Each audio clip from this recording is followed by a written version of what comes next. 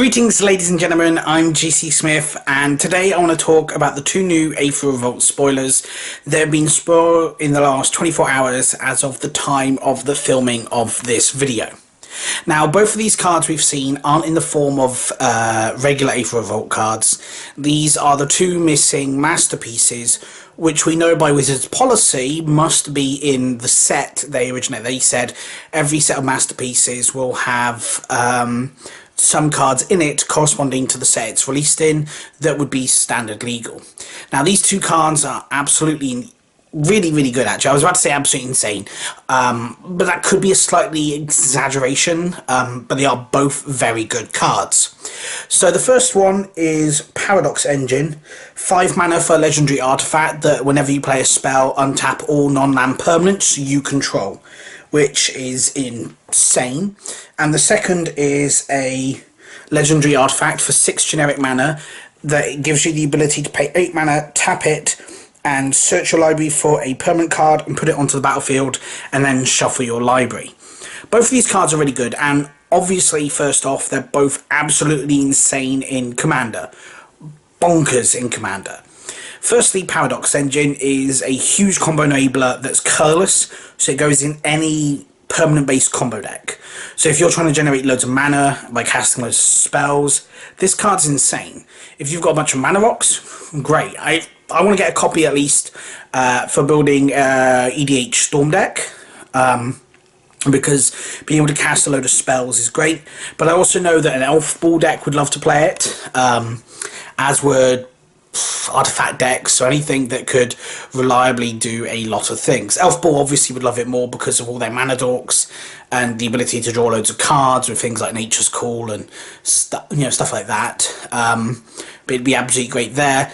And obviously the Planar Bridge would be insane in EDH because of the ability to repeatedly tutor for new cards and permanents and just put them onto the battlefield. Yes, it's expensive, but it can be done at instant speed, which is significant.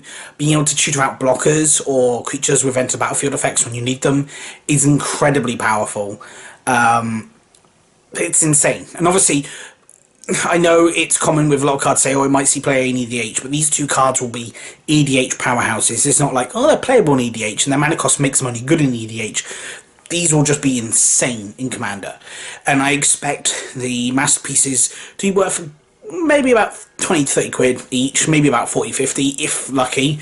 They're not going to be like £2. You know, obviously masterpieces aren't going to be cheap anyway normally, but they're not going to be the cheapest masterpieces in the set, I don't think. They're going to be probably slightly cheaper ones than those. But outside of Commander, what's their playability? Well, in Standard, the Paradox Engine goes quite well with a card called Cryptolith Right. The ability to tap creatures for mana and then cast spells, untap those creatures and tap them for mana again seems legit. And it also seems it could go really well with another card called, I don't know, Paradoxical Outcome. Yeah, name synergies work really well. I still think it would be Paradoxical Right. It's just two paradoxical cards. And basically you build up a base value of creatures on the field, cast loads of spells, use Paradoxical Outcome to draw loads of cards, cast loads of spells again, and try and find a way to kill people that way, which should be easy because we have a card similar to, what is it, Craterhoof Behemoth in Standard? The green Eldrazi thing, which hasn't seen any play really yet. And I think this would definitely be the best way to see plays in a green-blue deck that runs a lot of like bounce spells or ways to sweep the board. Maybe a heavily island-based deck with a few green spells. Obviously you need to get Cryptolith Right on the field, and then maybe a few other green things you want to run. Maybe some early ramping to get the Paradoxical Engine out as quickly as possible. Who knows? I really want to try and build this deck and try and brew it up. I might, as Standard Season gets rolling next Monday, start brewing decks for that to proxy up and play test for you guys on camera, now that I've got a better camera, just in case of getting a mate who's willing to do it. So that should be possible. But what about the Planar Bridge then? Would that see play in Standard? Possibly.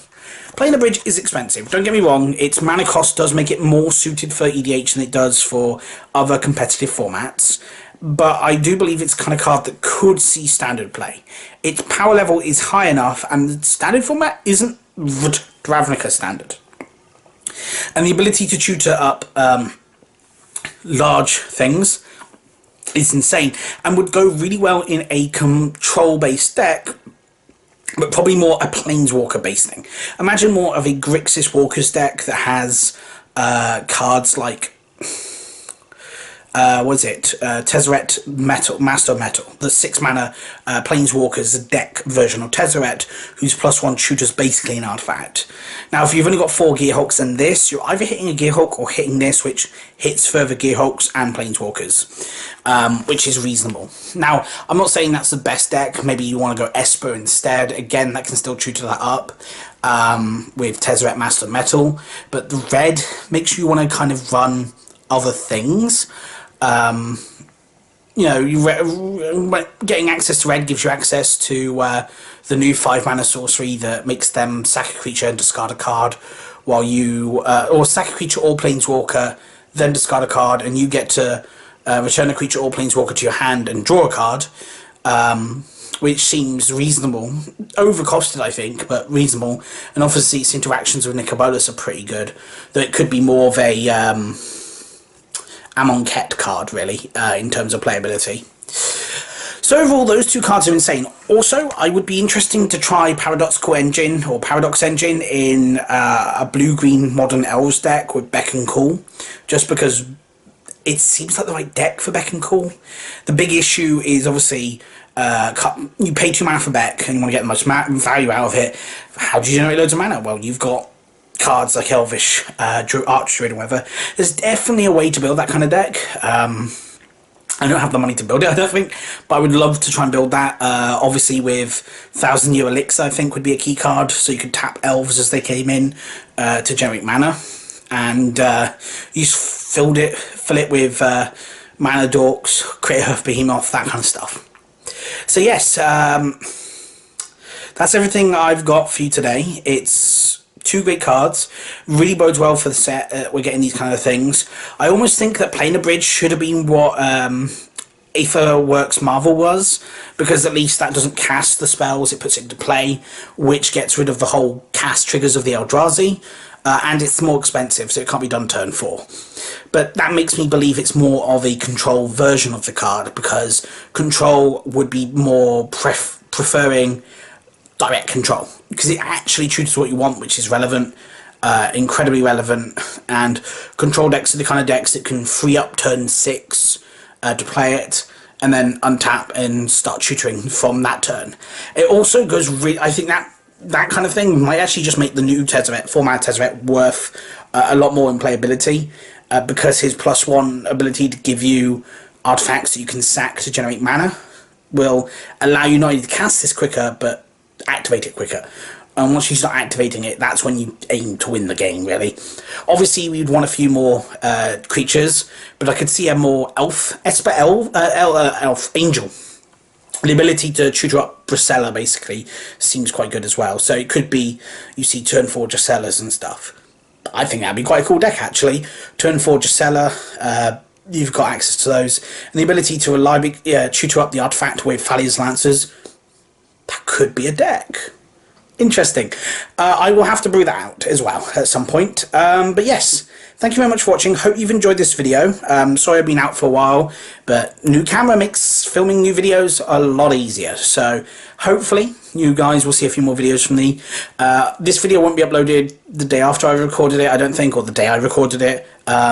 Recording at a relative's house, and I don't have access to my computer, so it's unlikely I'll be able to edit and upload it in time, but it should be uploaded on Saturday or Sunday. So hopefully you're enjoying this video then, and I'll see you next time.